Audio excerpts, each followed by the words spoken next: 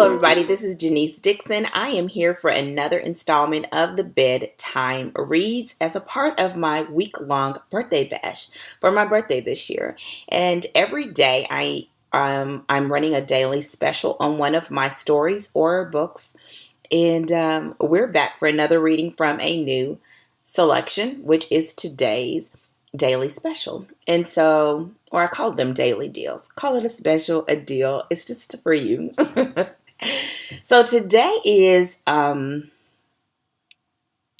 last reading for this, and I have thoroughly enjoyed it, and so I guess I could probably do a recap on that later.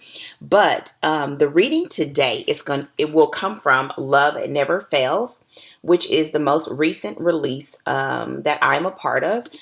It is an anthology, and I have a short story inside. And so I'm going to read the first chapter from my short story in Love Never Fails. If you are looking for the details on the daily deal, well, then you can visit JaniceDixon.com. That's JaneseDixon. Or you can also visit my Facebook fan page, and I also post it on Twitter. So you can go over there. This special will be a limited time offering, so don't forget to grab your copy. Now to my story. I wanted to read just from the beginning because yesterday the daily deal was for Caramel Surprise. And in this anthology, you're actually meeting Sandra again in Love Never Fails. And so let's get going. And I hope this message finds you all well. I didn't say that. I apologize. And don't forget to thumbs up, subscribe to my newsletter, and follow me on Facebook. I got all kinds of stuff popping up on my computer. But here we go. The chapter is titled Running. Oh, well, let me tell you about the story. I'm sorry. So Sandra James, you meet her in Caramel Surprise, but Sandra James is still doing well in business, but she still has not found love. And it may be a spoiler for the last book, but actually it isn't, because you learn so much more about her in the last book.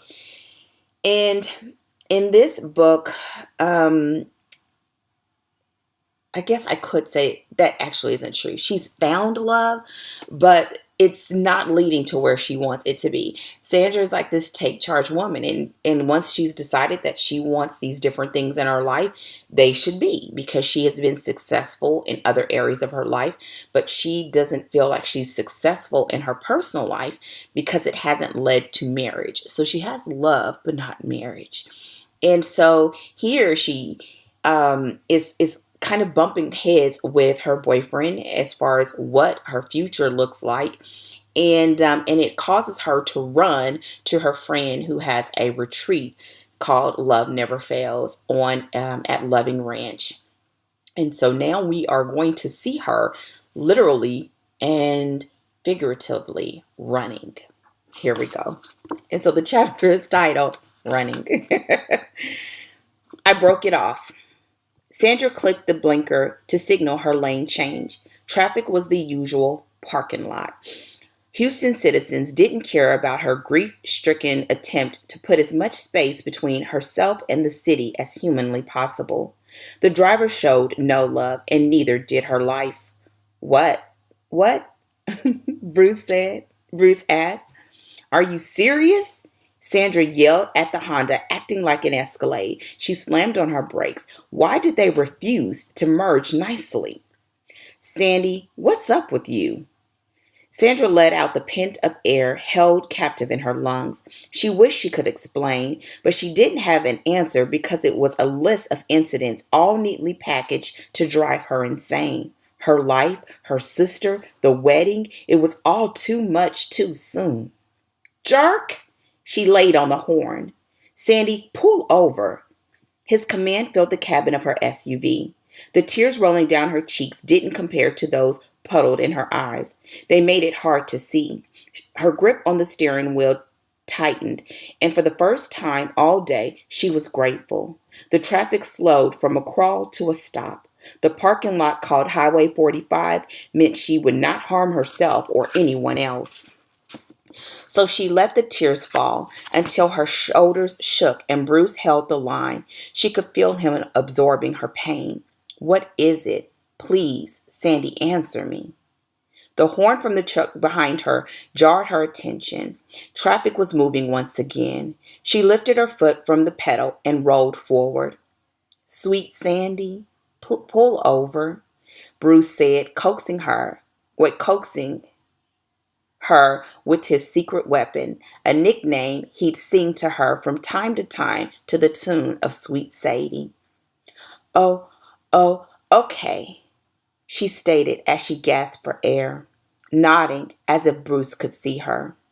Bruce released her barriers. She couldn't hold anything from him. It was always a safe place, a place she needed, space where she could cry, whine, question, or even doubt if she wanted, without judgment. She didn't have to be Sandra with an S on her chest. She was plain old Sandy. No airs, no pretense. I wish you were here, she stated, shifting the gear to park on the shoulder of the highway. She heard Bruce mumbling to someone in the room. Sandra figured she'd called during a recording session. Now she felt worse. Are you in a session? I'm so sorry. Not anymore. And don't apologize. Bruce, I'm sorry for disrupting you. I don't know what came over me, but I'm better. She wiped the tears away, willing herself to pull it together. His lingering silence made her ramble on. She took another deep breath. I just don't know what to do anymore. Sandra watched the cars moving past. They must have removed the accident off the highway. Cars were picking up speed. She was content to sit and watch them disappear into the horizon. She heard a door close and his keys jingling, followed by the chirp of Bruce disarming his car alarm. He was in Atlanta and the first person she thought to call. She hoped she didn't regret it. Spill it, he said, with the solid thump of the door closing. It was silent. Sandra felt like a fool for crying and losing it. 5, 4, 3. Don't make me get to 1, woman, or I'm going to jump on the first thing smoking to Houston, he said. She laughed. The countdown always helped. Cindy is pregnant. They sat in their cars in the silence. Bruce knew how to give her space to process her thoughts. I'm happy for her and Russell. I can't wait for the wedding and the babies, too. She tried to smile, but her face wouldn't cooperate. Babies? He emphasized. She nodded and realized he couldn't see her. Yes. She wiped her nose with the side of her hand. Twins. The last word was released with a squeak because the tears had returned. Breathe, Sandy. She nodded again and followed his advice. She had to pull it together. Where are you and where are you going? She heard the engine turn over on his end. Come on. Wait. Don't come. I better not. Oh, wait. Oh, sorry. I'm like reading ahead. Don't come. I'm better now. I just needed to say it aloud. I promise. I'm better. Sandra searched her glove compartment for a tissue. She pushed the items left and right, slamming it closed. Then she looked in her car door and found a napkin from the shop. Pulling down her visor, she groaned. A blotchy mess, he said. Humor reigned on every word. Then he laughed, and so did she. Bruce's laughter soothed the ache threatening to break her. I hate you right now. They laughed more. Bruce was right. She was a blotchy mess. Thank God for waterproof mascara and eyeliner. She used the hard napkin to clean herself up. Flipping the visor closed, she decided it was time to get back on the highway. So Cindy is pregnant with twins, and her wedding is in less than a year away. Correction. They moved the date up. We have less than 2 months. His accuracy in recounting the demands of her life on her time was impeccable. 2 months? Are you still planning it? How can you? You have too much on your plate. Don't get me started again. My mascara can take only 1 meltdown a day. Their laughter filled the car. That was why she called him. And where does Alonzo fit into this scenario? She knew she couldn't slide that one past him. Her boyfriend, correction, ex-boyfriend, wanted to play house and told her he had no plans of getting married anytime soon. Her vision was cloudy again. Sandra wiped away the tears, taking deep breaths. It was over. I can't stay in a relationship not headed to marriage, she stated. Not to mention her get married deadline was approaching, and there went her start a family goal too. So are the tears for him? Sandra shook her head. No. Alone in her SUV, sitting in traffic, she knew she looked a mess.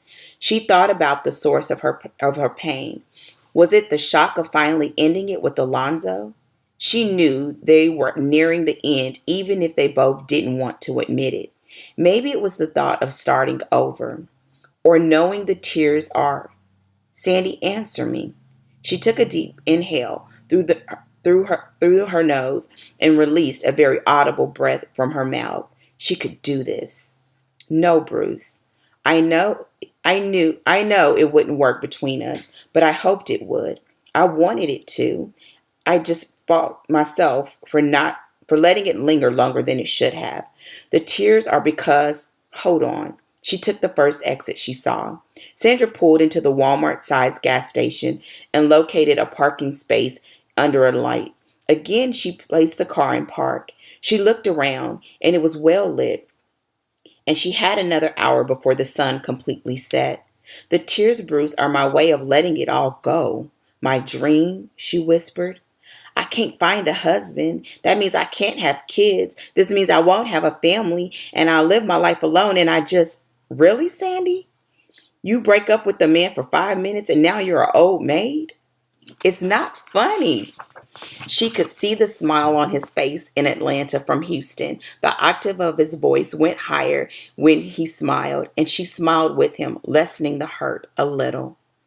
And to see Cindy get it all, she continued, I'm happy for her, really. She realized she must sound pathetic. It was her sister, her baby sister at that, and she was happy for her. However, she couldn't help but compare their lives. Cindy planned, and actually, I'm going to leave it. Oh, no, I'm going to keep going just a little bit. Compare their lives. Cindy planned to marry her high school sweetheart who now played for the Houston Texans, while Sandra owned Coffee Confessions. It was a little slice of heaven on earth. The cafe served coffee and light food, accompanied by a bookshop and intimate concerts. The business turned a profit every year, with great employees, customers, and a boyfriend until a few hours ago. When would her someday come? And that's where I'll end it. I'm sorry for being tongue-tied. I hope that you've enjoyed this. I realize that I have not read this aloud in a long time, and I'm hoarse because I'm recording several videos at one time.